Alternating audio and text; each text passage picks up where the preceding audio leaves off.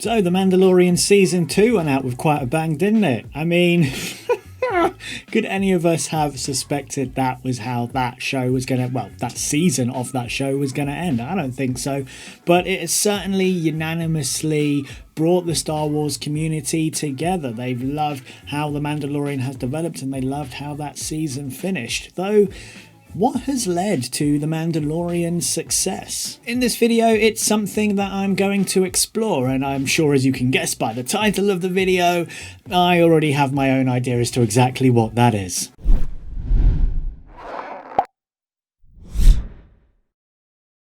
Welcome to Hakuna MaChatter, your place for everything positive in diversity and representation in film and TV.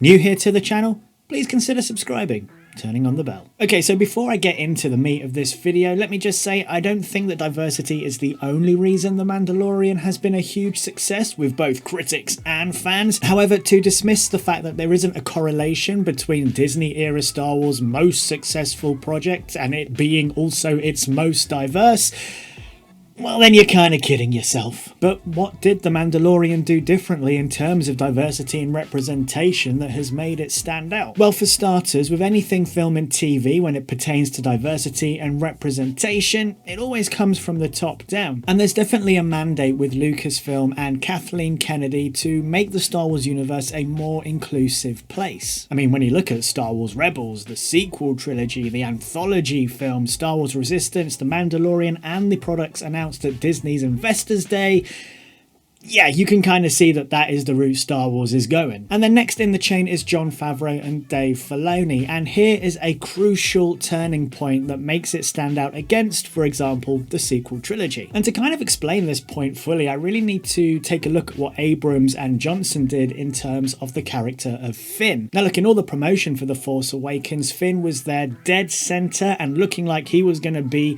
the main Jedi in this new batch of films. And of course, that wasn't the case. Now, I'm not necessarily unhappy about this because Finn was still the very first stormtrooper to have his own name and have his own arc within the Star Wars films, so he still had a good standpoint of which the character could progress from, but all the potential that that character did have from that standpoint was then subsequently lost in both The Last Jedi and The Rise of Skywalker. And so why does that matter? Well, I think that Abrams and Johnson probably didn't fully appreciate or fully understand exactly what it meant to have a leading black character at the forefront of Star Wars. Now, please bear in mind that I'm not saying what Abrams and Johnson did was a conscious decision. In fact, I don't think it was at all. No, instead it boils down to unconscious bias, perspective, and intention. As writers and storytellers, they will unconsciously place themselves in the middle of the story, or place in the story what they're used to seeing or what they want to see in that story. And then they will throw their perspective onto that story, and this will be influenced by how they see the world, by their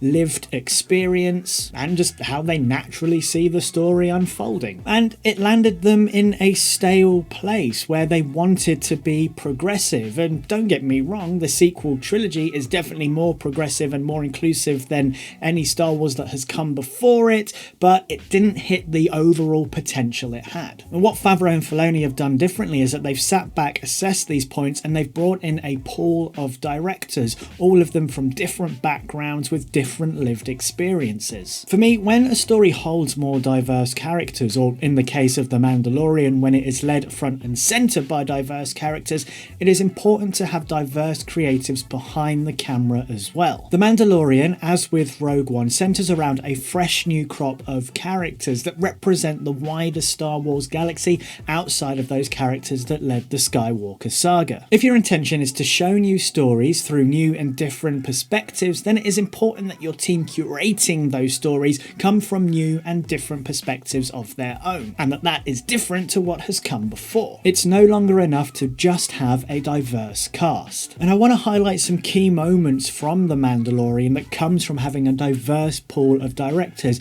bringing their new and different perspectives to this galaxy. Bryce Dallas Howard made AT-STs the scary monster in the woods. Rick Famuyiwa brought possibly the greatest acted scene across both seasons. Robert Rodriguez made Boba Fett actually cool. Deborah Chow brought 2 of the highest rated episodes in season 1, and as a result of that, she is now charged to bringing Ewan McGregor and Hayden Christensen back to the Star Wars universe. And because diversity and better representation is built through the core of the show, there was a special space created for some badass women to do some badass things in that season 2 finale. In fact, throughout the whole show, but y'all know what I'm talking about when I say specifically the season 2 finale.